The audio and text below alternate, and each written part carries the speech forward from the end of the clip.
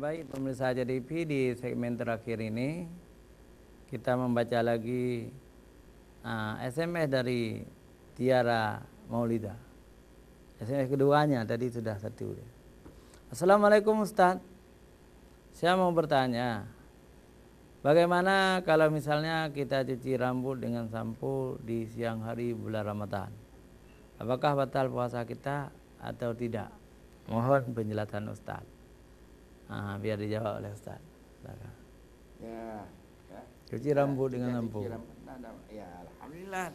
Apabila yang tidak boleh, kita punya sudah kedinginan begini-gini ya. Itu sudah bisa makruh atau dikatakan sudah batalkan dia punya itu puasa karena sudah kedinginan. Tapi untuk sampo untuk membersihkan diri kita, ya rambut kita, kali ada ketumbe-ketumbe, dengan ada kita sampo gitu ya bisa hilang. Alhamdulillah bagus ya. Ya betul seperti itu ya. Pemirsa JDP, apa yang dijawab oleh Ustaz kita itu benar. Silakan aja cuci rambut, keramas, pakai sampo. Tapi hati-hati jangan sampai masuk air lebih banyak ke dalam telinga misalnya. Tapi kalau masuk air pun ada pendapat ulama tidak apa-apa. Kalau air masuk kita taruh lagi. Kemudian kita ketok-ketok ini keluar ya. Ya kan? Karena masuk air itu juga terbatas. Air itu tidak bisa masuk sampai ke dalam. Ada juga itu saya lihat jumpa nih dulu saya tanya ya.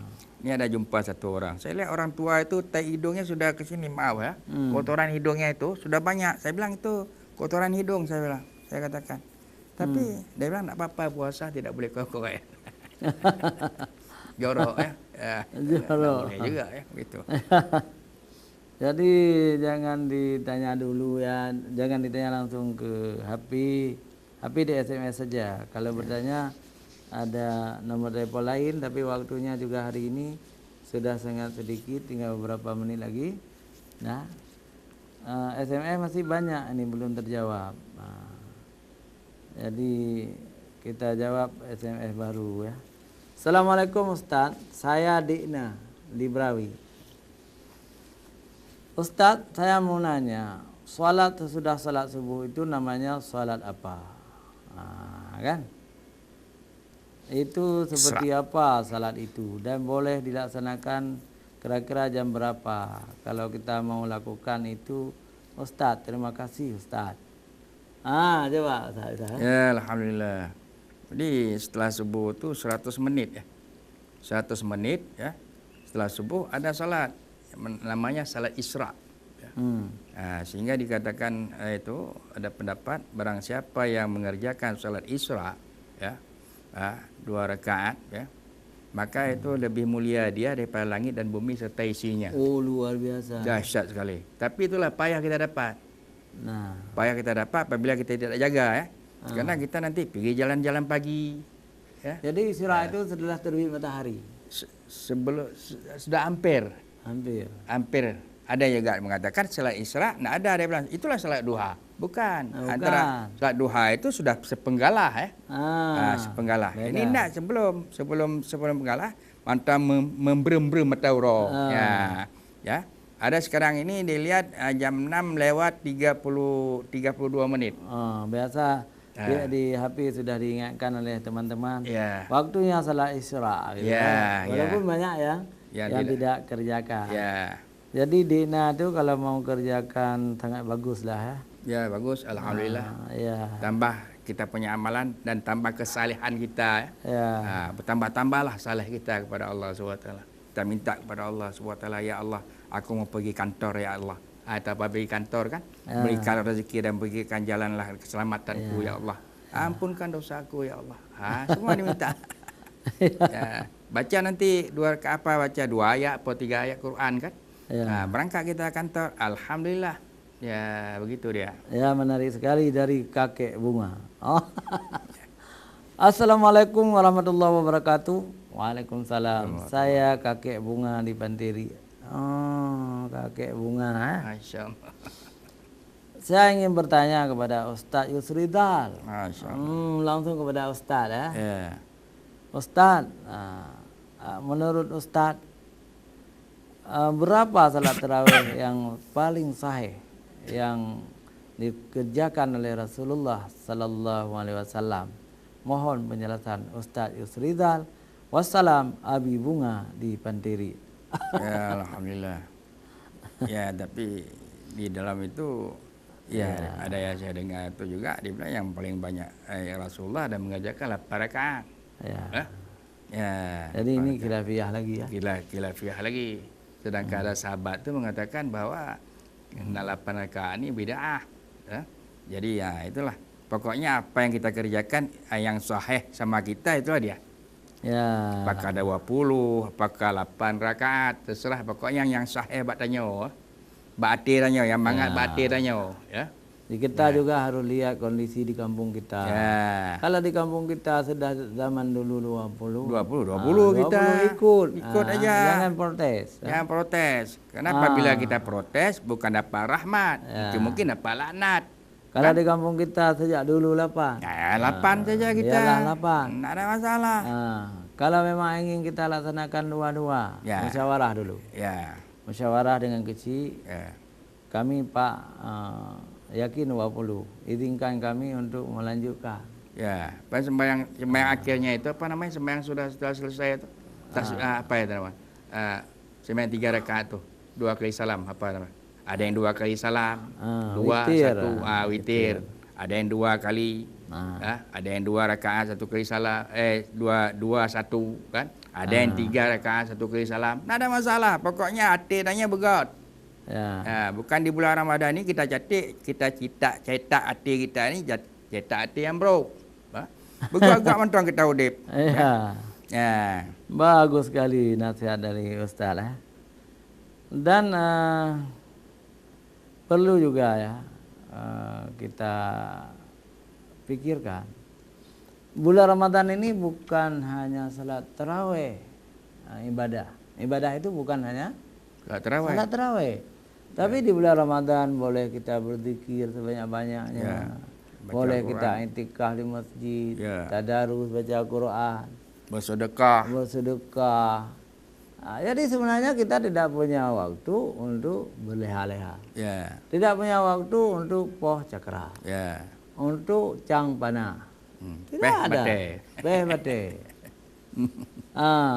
Jadi tapi semuanya harus dipersembahkan kepada Allah dengan imanan wa ihtisaban. Dengan karena iman kita dan mengharap pahala dari Allah. Kalau sudah kita lakukan seperti itu karena keimanan dan mengharap pahala dari Allah, maka Allah akan mengampuni dosa kita setahun yang lalu. Ya, alhamdulillah. Kan itu saya. Ya, itu aja kita perlu. Ya, anak minta pangkat tenan. Tapi yang menurut saya yang tidak beruntung adalah orang-orang yang beribadah karena ria. Ya.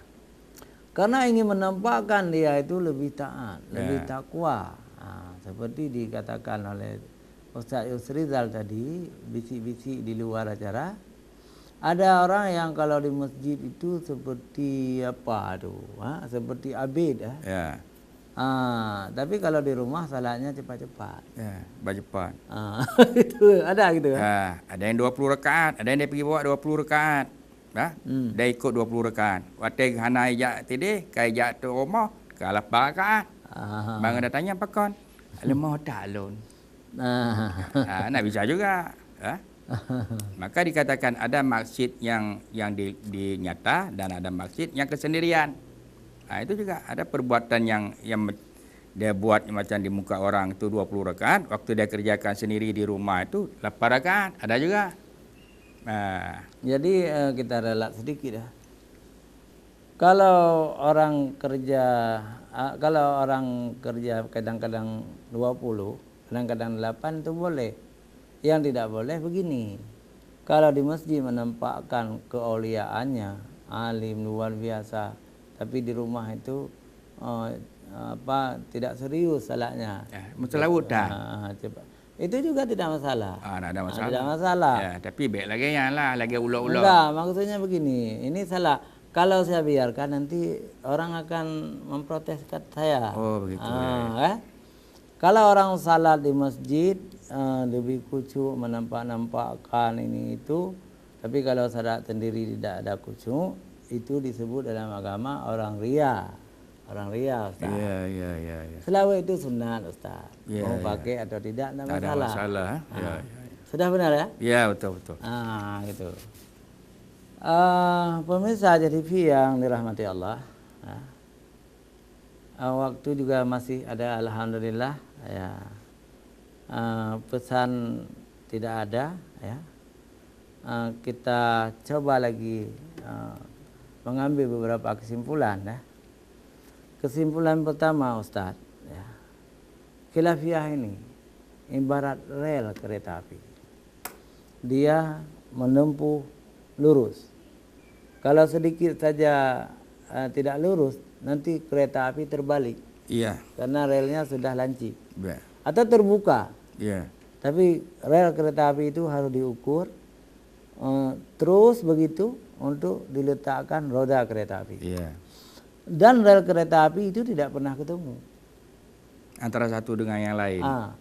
Begitu juga dua garis lurus yang sejajar, tidak pernah ketemu. Semakin ditarik garis semakin panjang, tidak pernah ketemu. Ya.